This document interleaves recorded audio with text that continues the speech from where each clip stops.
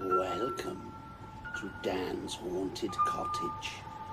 Step inside if you dare.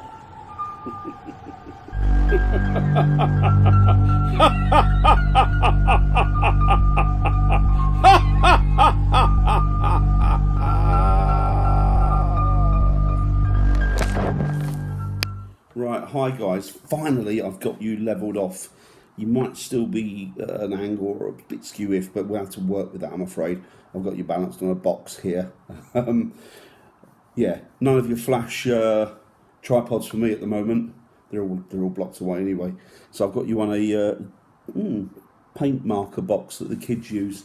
Anyway, I want to talk to you today about. Well, first of all, I hope you're all doing well and fine out there. I hope you're all happy and enjoying the lovely weather, and making the most of it without being without exposing yourself to it too much, because we know what happens there, don't we? You can end up very ill. So, I want to talk today about, obviously, about the spirit world. Maybe not obviously, but 99% of the time, that's what I talk about, isn't it? 99.9% of the time. And I want to talk today about vibrations and the material world. Now, the material world, is it as material as we first envisage it to be? Or is it something else?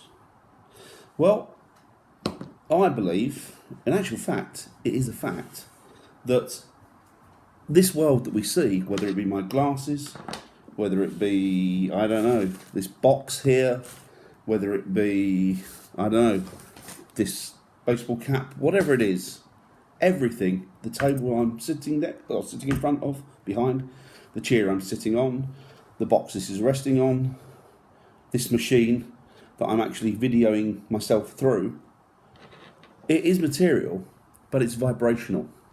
Everything we see is not as static as we think it is. It's not as real as we think it is, because everything vibrates on different frequencies. So what we see and what we touch and what we smell is all done through vibration.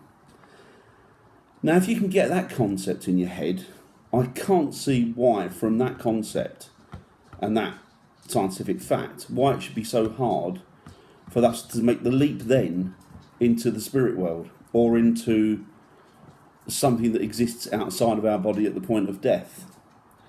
Because if everything is a vibration, why can't that vibration then be carried on over into the next reality, into the spirit world? Because it's just of consciousness.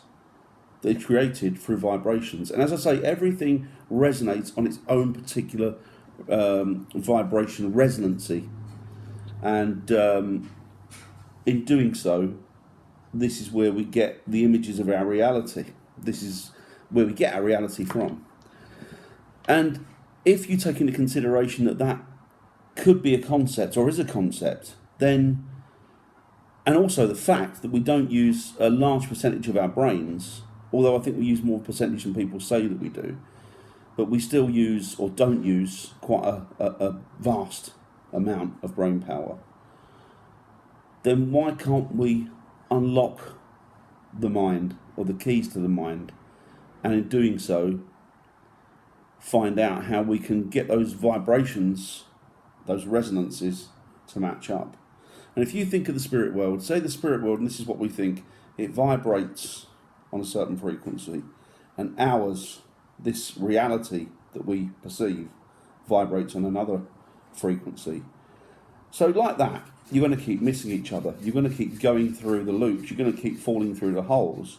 But if we can get, I'm sorry, it's probably not the greatest demonstration, but if we can get those realities to sync with each other, then maybe we can go through those gaps, those holes, and maybe that might be the key to linking up vibrations and the frequencies to giving us a sight into what's on the other side. And as I say, spirit is a vibration. Everything's a vibration.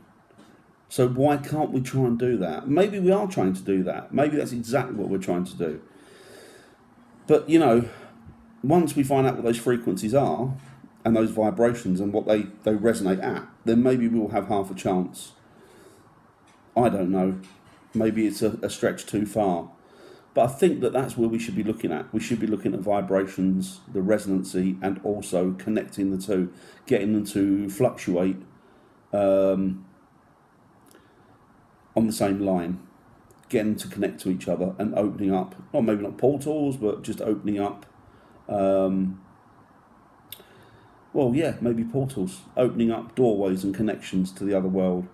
We might still not be able to get through to connect 100%, as I've said all along. I don't think we will be able to, but it might make it a lot easier in future to maybe get clearer answers and maybe get a clearer picture of what is on the other side. And of course, if we can do it with the spirit world, why can't we do it with alternate dimensions?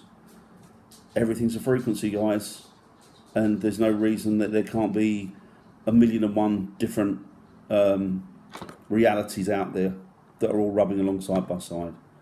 But I'm not interested in that. I'm interested in getting through to the spirit world and those that lie beyond in the spirit world, because I believe that they're very much still in a reality. It's just a reality we can't connect with at the moment.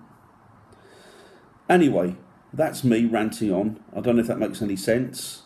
I've probably confused yourselves and myself a lot more than when I first started this video, but I hope that it helps a little bit. Still, we need to be kind and careful and loving to each other, look out for each other, keep an eye on each other, be there for one another, and basically protect each other. Take care, guys. Bye now.